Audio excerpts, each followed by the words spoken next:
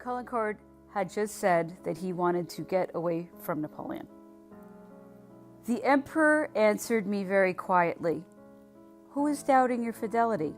I know well enough that you are an honest man. I was only joking. You are too touchy. You know perfectly well that I hold you in esteem. Just now you are talking at random. I shall not reply to what you are saying."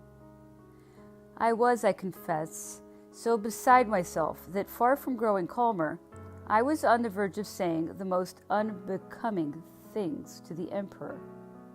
The Duke of Istria pulled one tail of my coat, the Prince of Neuchâtel the other, and between them they drew me aside and begged me to retort no more. The emperor, who kept his patience and spoke, I am bound to admit, with the same kindness, seeing that I was beyond listening to reason, retired to his study and left me to those gentlemen, who tried vainly to lead me away and calm me. I had lost my head completely. At last I reached my quarters, firmly resolved to go. I did not retire to bed until I had put all my affairs in order and left everything arranged for my departure. Very early the next morning I asked Duroc to take over my duties and receive the emperor's orders. In vain did he remonstrate with me. A little later, the Prince of Neuchâtel and Duroc came in succession from the emperor, who, not seeing me in the bedchamber at his rising, charged them to tell me that he did not want to hear any more about my going. But I persisted in my desire to be gone. Not seeing me, when he mounted his horse, the emperor sent twice for me, but I was not to be found. I wished to avoid the embarrassment of answering people with whom it was unfitting that I should enter into explanations of my refusal to attend His Majesty. Seeing that I did not appear, the emperor, having taken some turns about the town and stopped by the bridge, gave orders that I should be found and told that his orders were for me to come speak with him. I could not refuse obedience, and I joined him whilst he was inspecting the outworks in front of Vilna. As soon as I presented myself, he pinched my ear. "Are you mad to want to leave me?" he said. "I esteem you, as you know, and have no desire to hurt your feelings." Whereupon he galloped off, pulled up soon afterwards, and began to speak of many other matters. Neither Duroc nor I could come to any other decision or say anything else except that it was impossible to leave him. The Diet of Warsaw, which met on June 24th as a general confederation, had called the Poles to arms and summoned them to desert the standards of the oppressors whom they were serving. It sent a deputation to Vilna to lay its wishes and desires before the emperor, and also to stir up the Lithuanians. The emperor's reply to their address, July 11, 1812, treated Galicia as no part of Poland, and was so evasive that it chilled and dissatisfied the most zealous. The emperor showed incredible activity during his stay at Vilna. 24 hours did not give him a long enough day. Aides de camp, orderly officers, staff officers were constantly on the roads. He waited with growing impatience for reports from the corps on the march. His first words to all who arrived were invariably, "How many prisoners have been taken?" The emperor's plans were taking shape, and late at night on July 16th, he left Vilna to join his guard at Svenziani. There the emperor received dispatches from the King of Naples giving details of a check to his cavalry. At the same time, the king announced the evacuation by the Russians of the entrenched camp at Drissa and the general retreat of the Russian army, which had abandoned all its positions and the works upon which it had been laboring for 2 years. This was inevitable, for Bagration would have been cut off from Barclay and the southern provinces if he had not hastened to take this step. The emperor had long predicted it, and it augured well. The news went to his head, and at the same time kindled the enthusiasm of those who were coldest towards the Polish cause, as it was called at headquarters. His Majesty at once decided to go to Glubakoya, and the guard was immediately dispatched towards that place. The emperor spent 12 hours at Zvezdiany to dictate orders and marched the whole of the night in the hope that, by the rapidity of his movement, that he could make contact with the Russian army. In the morning, he arrived at Glubakoya, and a fine monastery in a very fertile stretch of country.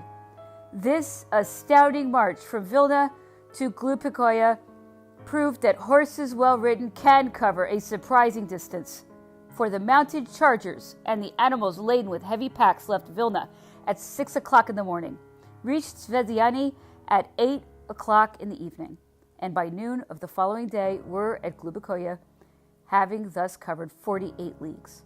The saddle horses made the journey of 34 leagues from Zvezdiany to Glubakoya in 18 hours without one falling sick.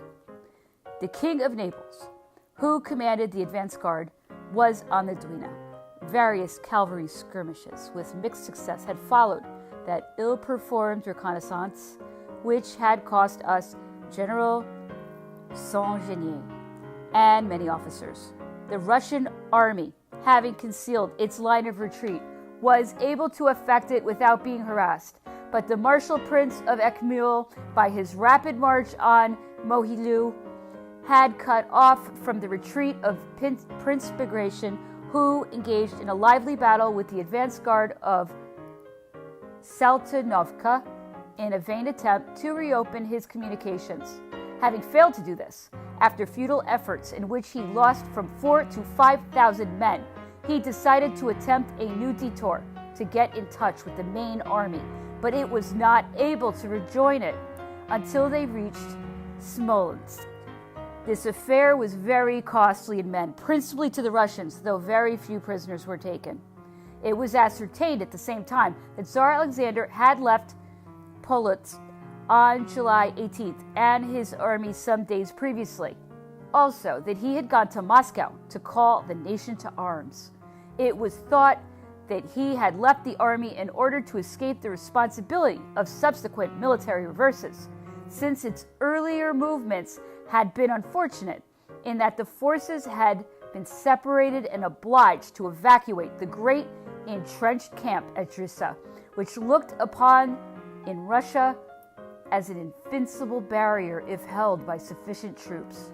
Everything seemed to indicate that the corps were far from being up to strength, as was supposed, and as they might easily have been if, as the emperor said, the Russian chiefs and commissariat had not put a quarter of the army into their own pockets.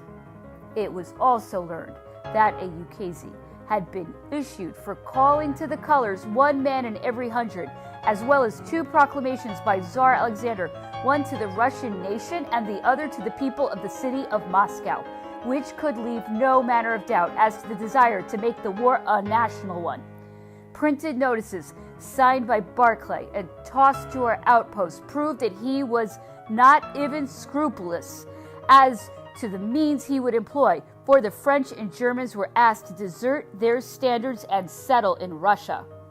The emperor appeared amazed at this. "My brother Alexander stops at nothing," he said. "If I liked, I could promise his peasants freedom. He has been deceived as to the strength of his army. He does not know how to employ it, and he does not want to make peace. He is not consistent. A man who is not strongest should be the most politic, and his policy should be to make an end." The emperor was overjoyed when he learned of the evacuation of the camp at Drissa, which the Russians had taken 2 years to fortify. Alexander's departure thence seemed to him a great achievement. He rightly attributed it to his own rapid movements, which had prevented the joining up of the various corps of the whole army, and had obliged it to evacuate the camp without a battle in order to seek a rallying point further away. Now, he said, he could choose between Moscow and Petersburg, if Russia did not sue for peace. By rapid maneuvers, he hoped to force the Russian army to give battle as he desired, or else to demoralize and undermine them by continual retreat without fighting. He added that Bagration's corps would not join the main army, that it would be captured or anyhow be partially destroyed, and that this would cause a great sensation in Russia, as the general was one of Severov's old comrades in arms. The emperor had quickly decided to move against Vitebsk in the hope of forcing the Russian army to fight in the defense of that town and await Bagration, whom the Prince of Ekmul continued to press so closely.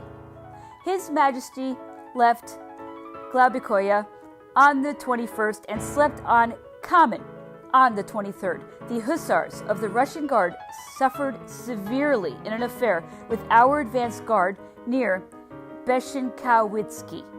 It was on reaching that small town that the emperor noticed that we had already observed for days past that all the inhabitants had fled, leaving their houses absolutely deserted, and that everything went to prove that this migration was in accordance with a definite plan carried out under orders recently issued by the government.